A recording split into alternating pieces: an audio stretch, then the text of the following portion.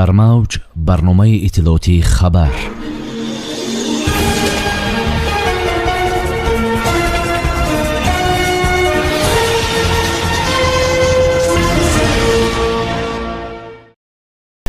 мулоқоту музокироти сатҳи олии тоҷикистону эрон. бонки ҷаҳонӣ ба тоҷикистон дар беҳбуди дастрасӣ ба хидматрасониҳои рақамӣ кӯмак мекунад. дар вилояти сӯхт корхонаи азими коркард ва истеҳсоли оҳан бунёд мешавад. қадршиносии ғолибони озмунҳои вилоятӣ. ҳосили фаровони гармхонаҳо. баррасии маҷмӯи васеи масоили вобаста ба таҳкиму густариши робитаҳои дӯстӣ ва ҳамкории тоҷикистону эрон дар мулоқоти хосаи сарони ду давлат муҳтарам эмомалӣ раҳмон ва муҳтарам масъуд пизишкиён оғоз ёфта дар музокироти расмӣ бо иштироки ҳайатҳои дуҷониб дар қасри миллат идома ёфт. таъкид гардид ки нақши муассири ин муштаракот дар таҳкими фазои ҳусни тафоҳум, эътимод ва эҳтироми ҳамдигарӣ миёни ду кишварӣ ба ҳам дӯсту бародари мо сол ба сол бештар эҳсос мегардад. аз сатҳу муҳтавои имрӯзаи муносибатҳои гуногунҷанбаи тоҷикистону эрон изҳори қаноатмандӣ карда шуд. зимни музокирот маҷмӯи васеи масоили вобаста ба тавсеаи ҳамкорӣ дар бахшҳои сиёсат, иқтисоду тиҷорат, сармоягузорию гардишгарӣ, амният, илму фарҳанг, тандурустӣ ва дигар ҷанбаҳои мавриди таваҷҷӯҳи дуҷониб гуфтугӯи судбахш сурат гирифт.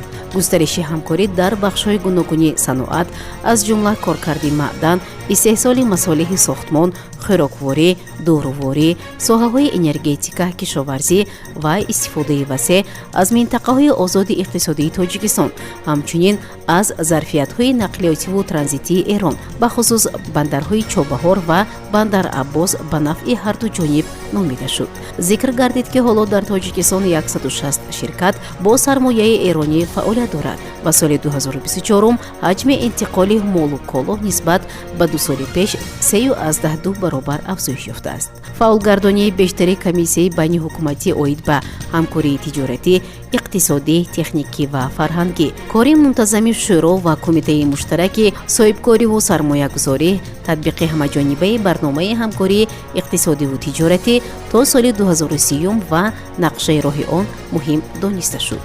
дуҷониб таҳкиму тавсеаи робитаҳои илмиву фарҳангиро муҳим дониста алоқамандии худро ба роҳандозии иқдомҳои муштарак ҷиҳати ҳифзи арзишҳо ва мероси муштараки таърихиву фарҳангӣ ва тамаддунӣ иброз доштанд. табодули андешаҳо ҳамчунин атрофи мавзӯъҳои гуногуни ҳамкорӣ доир ба масоили минтақавию ҷаҳонии мавриди таваҷҷӯҳи ду кишвари дӯст ҷараён гирифт. дар ин робита зарурати ҳамкории ҳамоҳанг дар минтақа ва ҷаҳон дар мубориза бо зуҳуроти номатлуби терроризму ифротгароӣ, қочоқи маводи мухаддир, ҷиноятҳои муташаккили фаромилӣ ва киберӣ таъкид карда шуд. иттилоъ медиҳад Амид Хувар. байни тоҷикистон ва бонки ҷаҳонӣ дар бораи амалисозии лоиҳаи асосҳои рақамикунонии тоҷикистон созишнома ба имзо расид. созишномаро вазири молияи ҷумҳурӣ Файзиддин Қаҳҳорзода ва намояндаи доимии бонки ҷаҳонӣ дар ҷумҳурии тоҷикистон Озан Севимлӣ ба имзо расонида.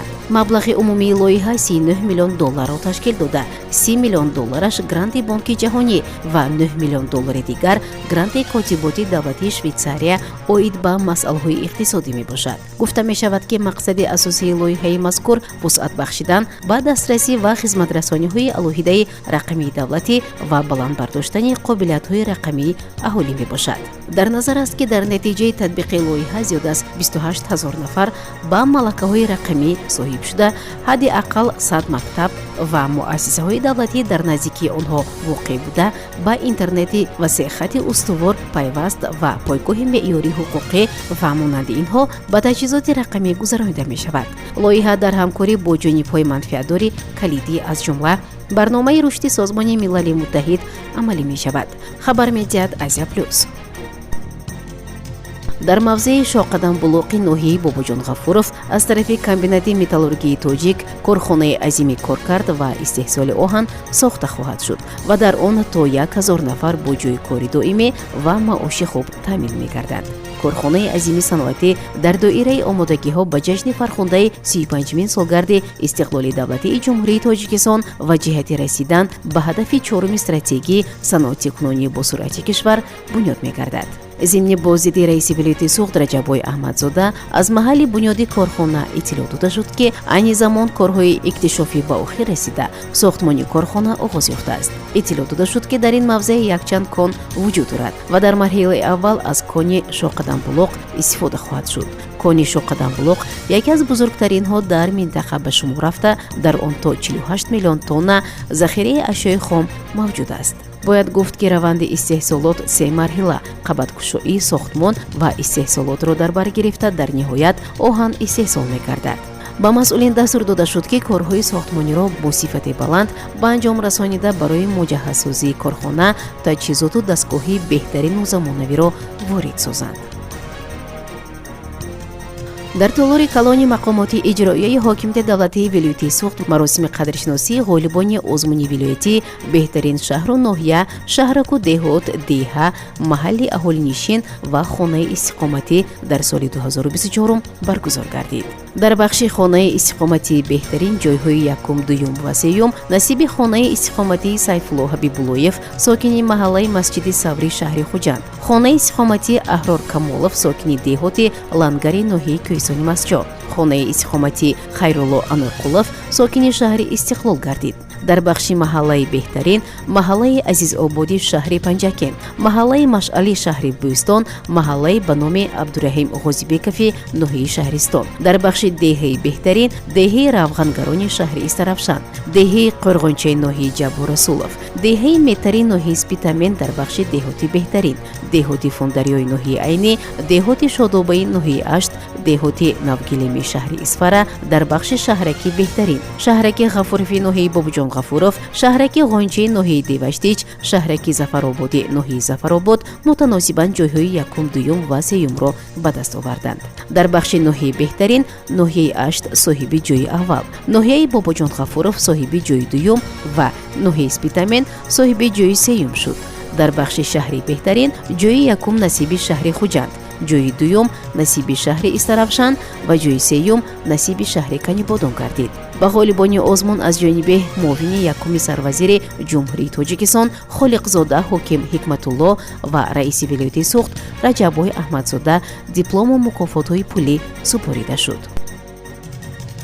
имрӯзҳо дар шаҳри Панҷакент 110 гармхонаи доимуамалкунанда дар масоҳати беш аз 33 000 метри мураббаъ барои парвариши лимӯ, помидор, бодиринг, кабудӣ ва гул ба роҳ монда шудааст ки нисбат ба ҳамин давраи соли гузашта 105 адад зиёд мебошад. танҳо соли 2024 бо саҳмгузории соҳибкорон ва дар ҳамкорӣ бо шарикони рушд 85 гармхонаи тиҷоратӣ ва оилавӣ сохта ба истифода дода шуд.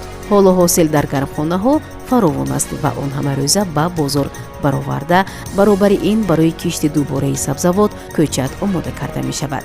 соли ҷорӣ низ бо дастгирии мақомоти иҷроияи маҳаллии ҳокимияти давлатии шаҳри Панҷакент ва ҷалби соҳибкорону кишоварзон бунёди гармхонаҳои тиҷоратӣ ва оилавӣ идома дода мешавад.